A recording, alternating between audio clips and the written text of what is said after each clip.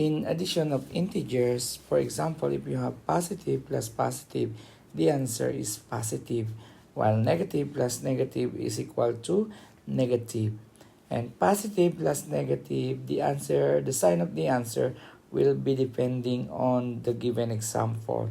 And it is the same with the last rules, which is negative plus positive. So it also depends on the given examples.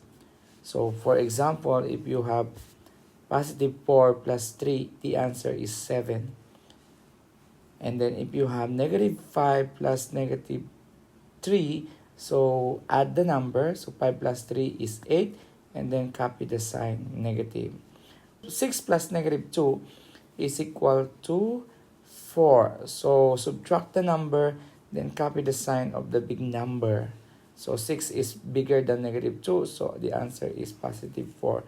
And negative 9 plus 4 is the same rule. Subtract the number, copy the sign of the big number.